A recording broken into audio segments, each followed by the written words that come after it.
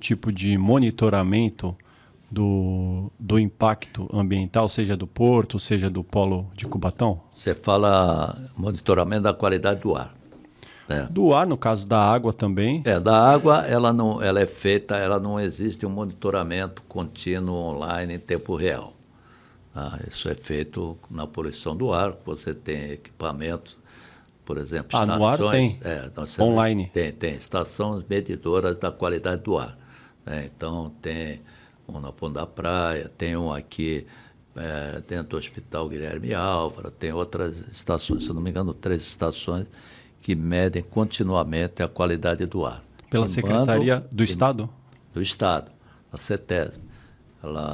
Os equipamentos são automáticos, de última geração, eles puxam o ar atmosférico, o computador dá permissão para os analisadores entrarem, que se recalibra automaticamente, é muito bem feito.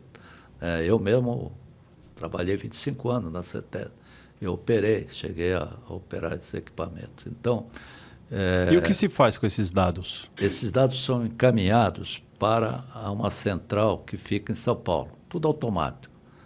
Então, eles têm assim, uma noção exata daquilo que está acontecendo no estado de São Paulo.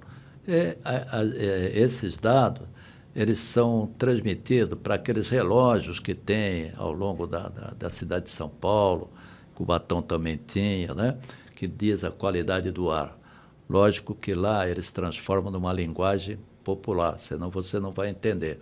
Por exemplo, eu falo, olha, está dando 50 ppm de SO2. Não, a população não vai saber o que é isso, né? Então, eles fizeram uma linguagem onde você, dependendo da concentração, você tem uma qualidade do ar boa, ruim, péssima, entende? Em função de uma certa concentração.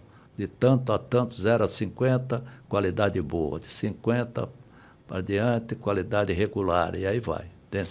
Então, é isso para mostrar à população como é que está a qualidade do ar.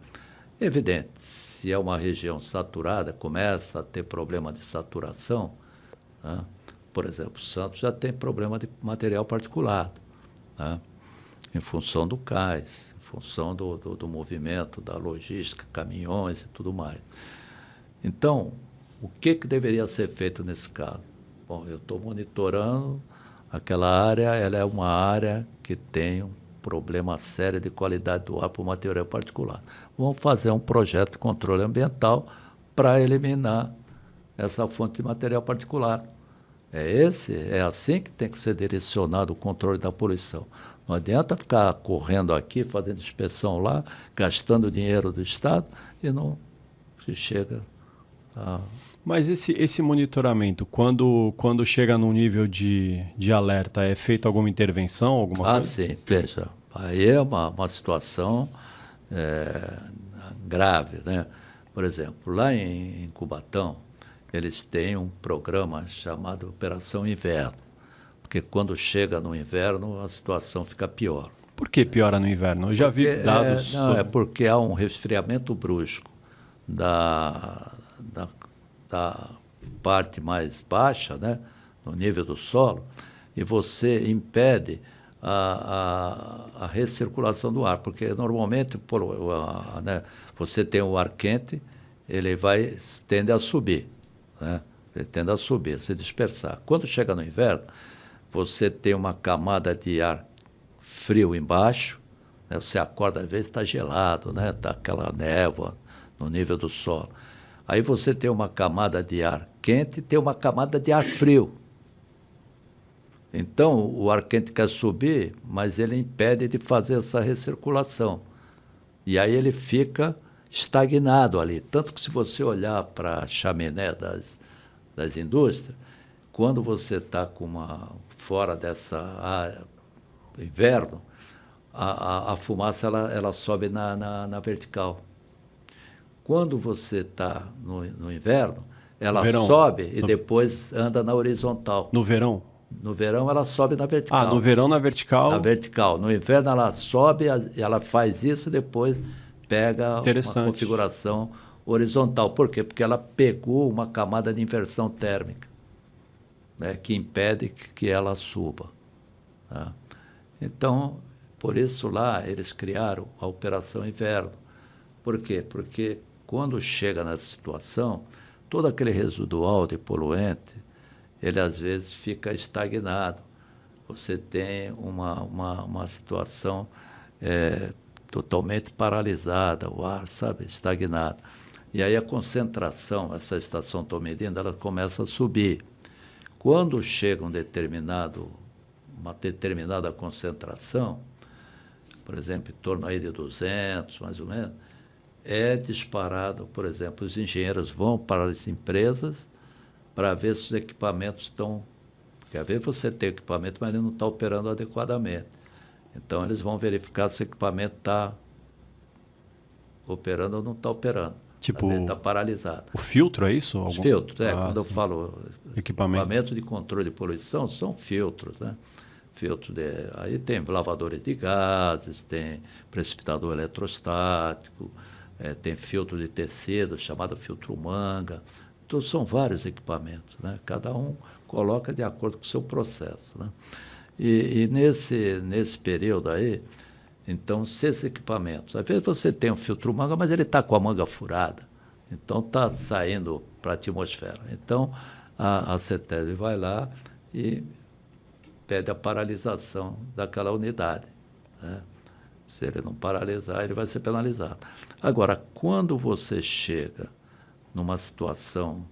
Essa é uma situação de pré-alerta, aí tem alerta e aí tem emergência. A emergência aí é de 500 miligramas para cima, micrograma de poeira por metro cúbico de ar para cima. A gente já chegou nesse nível? O padrão da Organização Mundial de Saúde é 50. Tá? Se você chega a 500, vai matar a gente. Tá? Mas a gente nunca chegou nesse nível aqui, né? Já chegou. Já chegou? Já chegou naquele tempo do Cubatão que não tinha controle. Eu mesmo estava lá e participei de operações como essa, né? Só que numa situação dessa, todas as empresas são paralisadas, independente de estarem funcionando o equipamento bem ou não, tá? Mas hoje, a Organização Mundial de Saúde, ela mudou, e a nossa legislação também, esse trabalho com partícula 2,5 micras.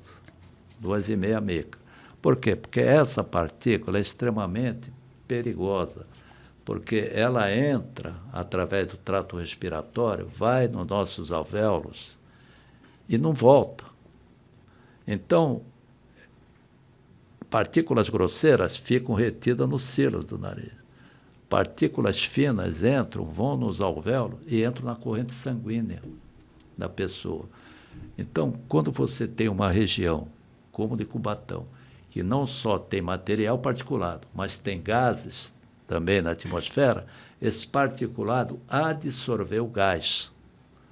Então, quando você entra no teu organismo, ele entra o particulado junto com o gás. Por exemplo, um benzoapireno ou um outro gás qualquer.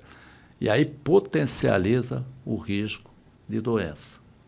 Tá? Então, essas estações elas são importantíssimas, mas você precisa agir. Ter uma resposta tecnológica para evitar esse tipo de situação.